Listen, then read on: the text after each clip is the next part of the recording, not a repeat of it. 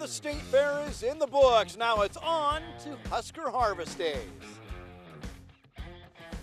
We are looking forward to the world's largest working irrigated farm show on a completely overhauled site. And we're wrapping up this year's State Fair. Plus, wet weather and trade are issues as we head to harvest. It's time to grow.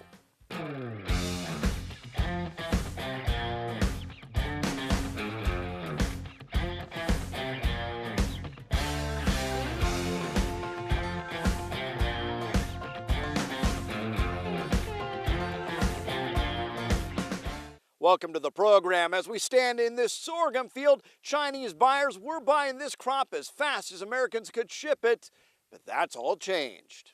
Thank everybody for coming today for John's plot. In a sea of green fields, farmer John Dvorak plants something a little more colorful. I just like the way it looks in the field. Raising sorghum, also known as Milo. I mean, it's just a rainbow of color out here, and it's absolutely gorgeous. The head of the Nebraska Sorghum Board says about 60% of the crop is exported.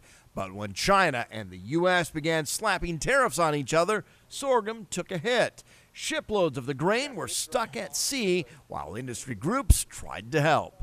Jumped into action and found destinations and got those ships diverted to other markets. Sorghum is second only to soybeans in a federal relief package in response to losing that Chinese market. Going into China, it's not completely shut off, but it's fairly well shut off, let's put it that way. Still, these growers are sold on a crop that produces with less water than corn and works well when rotated with other crops. There goes corn, soybeans, and sorghum, and so it gives me a good rotation. And when you follow corn after Milo, it usually yields a lot better. It's going to be about 60. This field day gives growers a chance to see the benefits and talk about where to sell it. My local co-op CVA, they take it now, and then also there's an ethanol plant in Central City that buys it.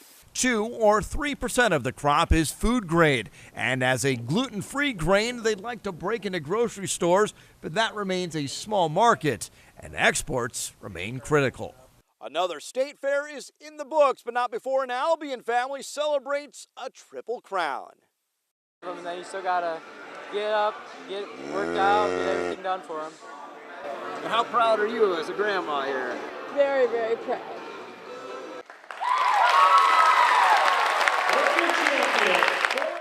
With a slap on the rear, the judge picked the top beef cattle in Nebraska. A steer shown by Taylor Weber of Albion earns top honors named Grand Champion. He follows his grandmother's footsteps. She won in 1954 Grand Champion with the dairy cattle, and her daughter also won. 3 generations of livestock champions. They create a championship atmosphere at the State Fair with an entrance video that rivals the Husker Tunnel Walk, complete with music and high production values. As fair leaders say, they want to send a message. It's a big deal to win this competition. Livestock numbers were up, but it does look like rainy weather hampered the fair. Welcome to the champions of our Nebraska State Fair. The final drive brings the fair to a close. As organizers evaluate the 2018 event, they see several positives, including growth in livestock numbers. Sponsorships are up, and customer satisfaction runs high, up over already strong numbers. When it comes to the gate, leaders say rainy weather was a challenge. Wouldn't surprise me once we go through the final numbers if they're down. That's what weather does. We just don't know what the numbers are going to tell us, but I would suspect, similar to Chris, that we won't see a rise in attendance numbers, certainly, based on what we have known so far. The fair staff expects to move concerts to a new location and offer package deals, with special events planned next year for the 150th Nebraska State Fair.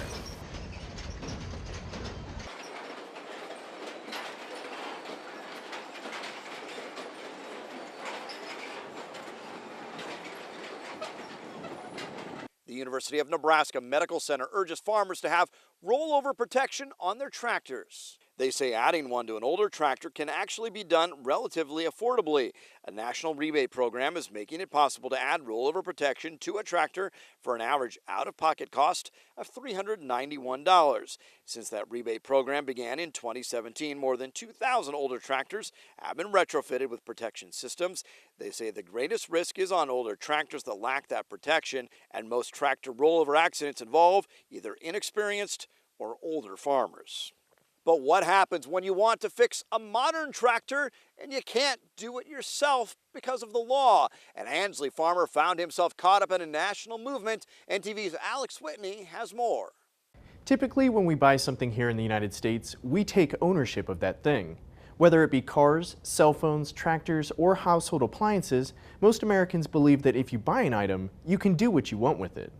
But a trend among tech companies the last few years is trying to change that. Ansley corn farmer Guy Mills ran headfirst into that change 2 years ago when he was out test driving a new tractor he had purchased. Well, years ago, I bought a new tractor, new John Deere tractor, and my son and I were out just having some fun. We're out in the field, and he had his smartphone out, and he said, "Dad, do you realize John Deere just said you don't own your tractor?" Oh, yeah. Well, at first I thought, oh gosh, that can't be right. You know, that's probably somebody's idea of a poor joke. But as I researched it farther, I realized that John Deere did in fact make that statement. So what did John Deere mean by saying Mills didn't own his tractor? He paid for it, he used it, but according to John Deere, that's all Guy Mills could do. He could not do his own repairs, he could not modify the equipment, and he wouldn't be allowed to learn how to repair the equipment even if he wanted to. Concerned by what he heard, Mills reached out to Nebraska state officials and the National Corn Growers Association to find answers. The more Mills looked into the issue, the more he realized that many industries, and not just agriculture, were affected. I soon realized that this is what it's all about. If you're in the medical field, there were some people that explained to me that they have, like for example, the right to repair in Massachusetts is different than the right to repair in Nebraska. In Nebraska, we might be concerned about tractors. In Massachusetts, they were concerned about whether or not they could fix a scanner in a hospital. Realizing how pervasive the issue was, Mills helped draft resolutions with the Nebraska Farm Bureau and helped get some state legislation sponsored that would protect a Nebraskan's right to repair. At the center of the issue is the idea of ownership.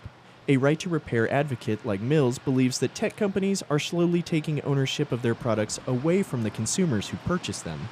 But this is really about ownership, and they called it the death of ownership in America. So this is maybe the disturbing part that we need to look at and say, hey, you know, this is really more about just ownership. It's about modifying the equipment, and it's about repairing the equipment. So far, Nebraska joins 18 other states in having introduced right-to-repair legislation. But that legislation continues to see challenges from tech companies like Apple and Microsoft that want to retain the exclusive right to repair devices that they manufacture.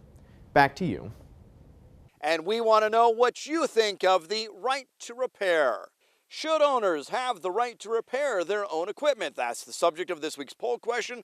Follow Grow on Twitter to cast your votes.